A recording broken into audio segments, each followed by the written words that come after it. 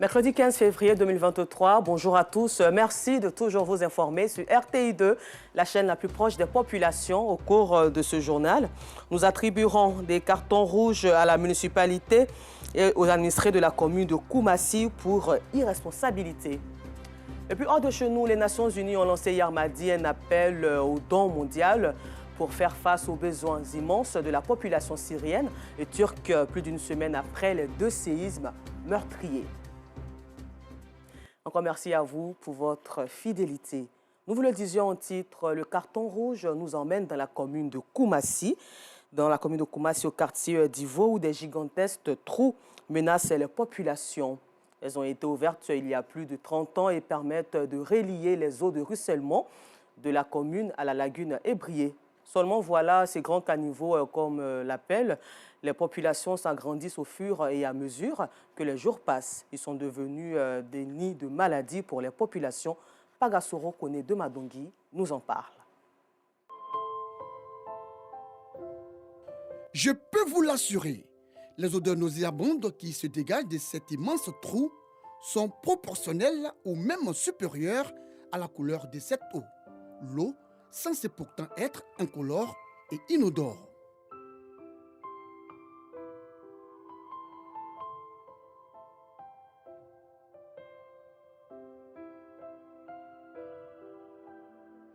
Nous sommes dans la commune de Koumassi, au quartier d'Ivo. C'est dans ce grand caniveau que sont déversées les eaux de ruissellement de plusieurs quartiers de la commune en direction de la lagune Ébrié. Hassan Yabré est un fils du quartier. Né entre les odeurs fétides et le danger que représente ce trou, il l'a vu s'agrandir au fil des ans, impuissant.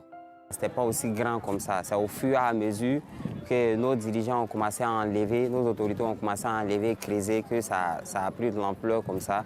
On avait relié un pont avant qui facilitait l'accès, mais malheureusement, on a dû, le pont a cédé parce que le trou s'agrandissait de jour en jour. Des enfants en danger, des populations régulièrement malades, un nid de microbes en plein cœur d'un quartier populaire d'Abidjan. L'odeur est immense. La nuit même, on ne peut même pas dormir parce que les moustiques nous fatiguent tellement. Vous-même, regardez comment est-ce que ça est. Les moustiques nous fatiguent tellement, ça fait qu'on ne peut pas dormir. Et la majorité des enfants ont la toux, ils ont le paludisme. L'imam Kangoute vit ici depuis une trentaine d'années. Il pleure un antique bonheur, un paisible cadre de vie détruit.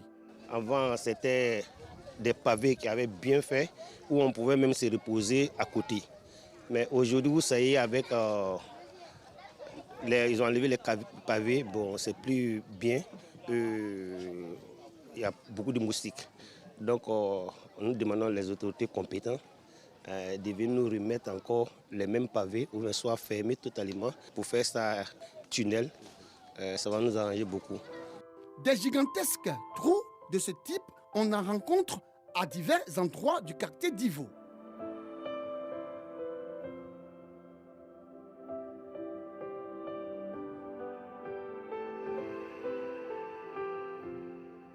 Dans celui-ci, 2 fillettes ont perdu la vie en 2021 après une chute.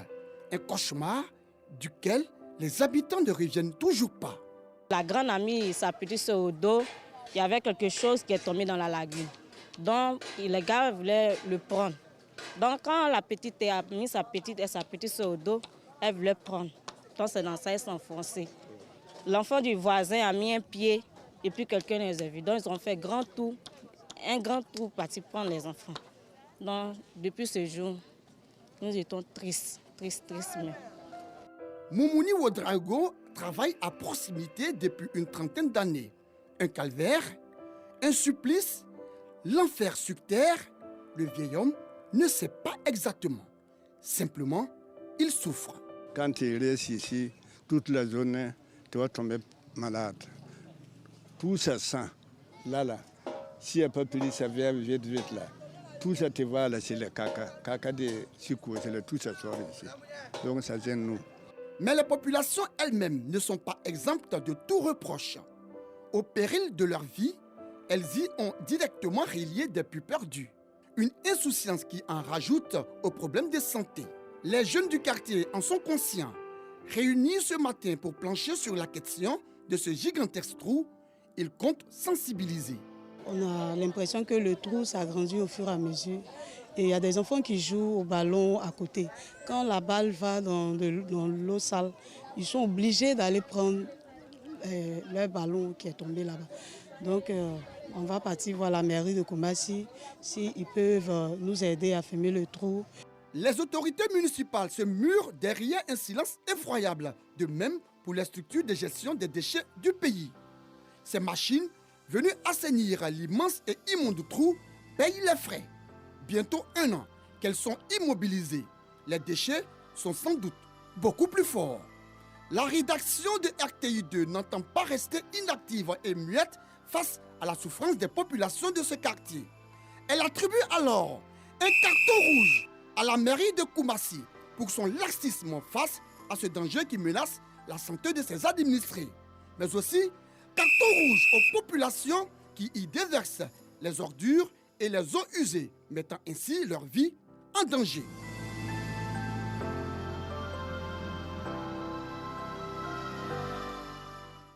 Des cartons rouges de la part de Alassandra Boparguin, commenté par Assoro Kone de Madongui. Et pour revenir sur la célébration de la Saint-Valentin, chaque 14 février est reconnu partout dans le monde entier comme la fête de l'amour. Au cours donc de cette célébration, les amoureux expriment leur amour l'un envers les autres. Sans distinction, musulmans, chrétiens célèbrent cette fête avec faste. Cependant, quel regard la religion musulmane et chrétienne ont quant à la célébration de cette fête et que pensent les populations elles-mêmes? Les réponses dans ce reportage signé Clément Boucou. 14 février, fête de la Saint-Valentin. Une fête célébrée partout dans le monde.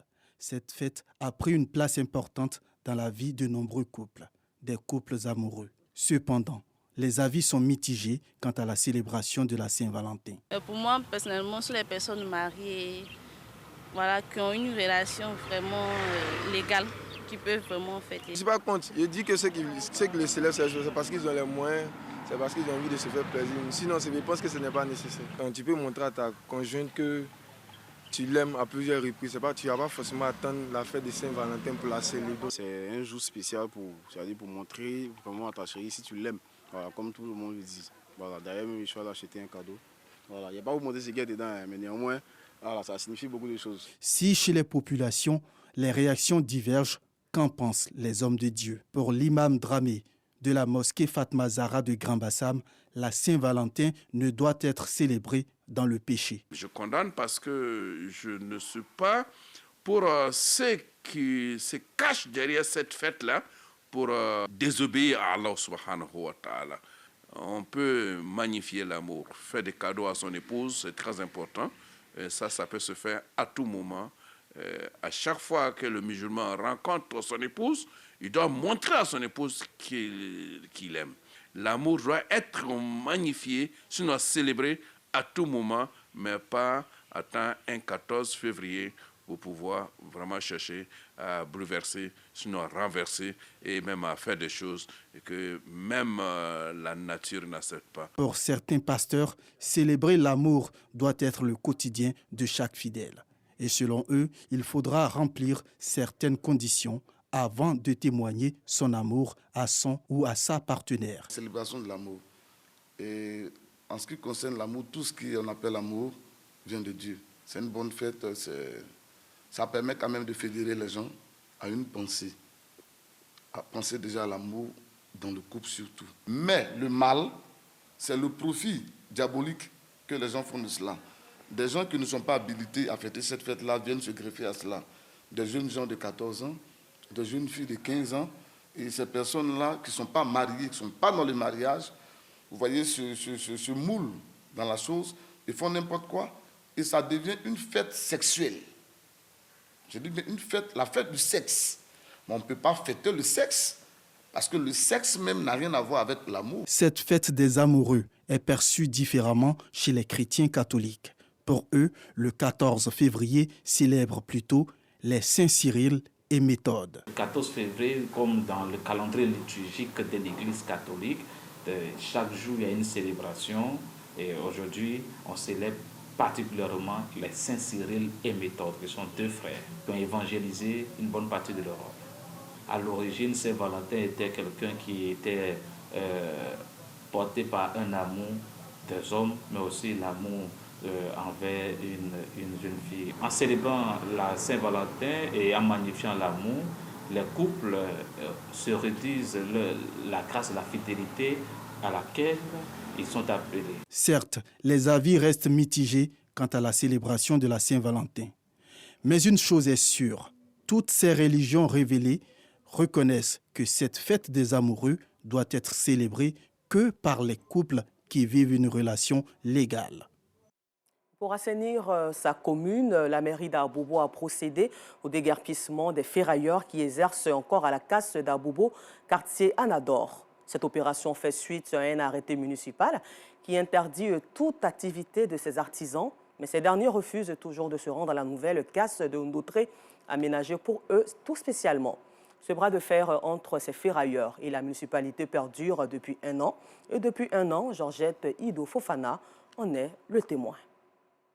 Déguerpis depuis janvier 2022, les ferrailleurs de la casse d'Abobo à Nador, encore présents, ont été à nouveau déguerpis ce matin par la mairie d'Abobo. Tous les magasins de ces ferrailleurs, vendeurs de pièces détachées et vulcanisateurs, ont été fermés.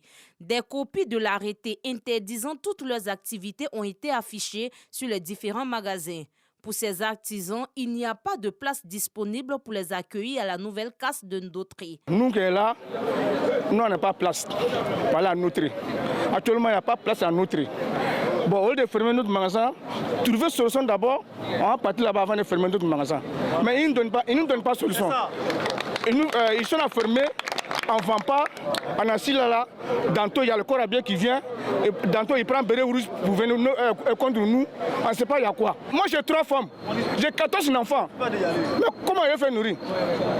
Hein? On ne comprend pas. Si on se débrouille, s'ils viennent fermer le magasin, alors qu'on a la famille à nourrir.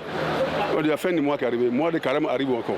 On ne sait pas comment on va faire pour payer les loyers et puis s'occuper de la famille et faire le jeûne en l'aise aussi, ça ne peut pas aller. La mairie, elle, reste ferme sur sa décision. Plus de ferrailleurs à la casse d'Abobo à Nador. Nous avons entrepris depuis la dernière semaine de l'année 2022 une opération de sensibilisation. Cette sensibilisation a duré tout le long du mois de janvier 2023 et même jusqu'à la dernière semaine du mois de février pour leur demander de repartir le nouveau site de Ndotré, histoire de libérer totalement le site de Abobo Banco. Vu qu'ils continuent d'être là, il était bon pour nous d'aller ce matin et leur dire que force reste à la loi. Il y a un arrêté qui a été pris pour leur déménagement. Il faut que cette arrêté-là soit respecté dans sa forme. Cette opération de déguerpissement des ferrailleurs sur la voie express vise à assainir le quartier et redorer l'image de la commune. Espérons que les deux parties puissent s'entendre. Hors de chez nous, après la campagne Stop EACOP en Ouganda, c'est en Afrique du Sud que les militants environnementaux se mobilisent contre les projets de Total Energies. La Major a demandé la licence de production de 2 blocs gaziers au large de la côte sud-africaine. Un investissement qui pourrait se lever à 3 milliards de dollars pour des réserves estimées à plus d'1 milliard de barils. Mais ce projet est loin de faire l'unanimité. En Haïti, 4 hommes accusés d'avoir planifié et financé l'assassinat de Jovenel Moïse, l'ex-président haïtien en juillet 2021, ont été arrêtés dans le sud de la Floride, aux États-Unis d'Amérique, hier, mardi matin. Et puis pour terminer, les Nations Unies ont lancé hier mardi un appel au don mondial pour faire face aux besoins immenses de la population syrienne, plus d'une semaine après les 2 séismes meurtriers qui ont violemment frappé le sud de la Turquie et le nord de la Syrie. Le bilan s'approche des 40 000 morts ce mercredi. Encore merci à vous et bonne suite de programme sur RTI2, la chaîne la plus proche des populations.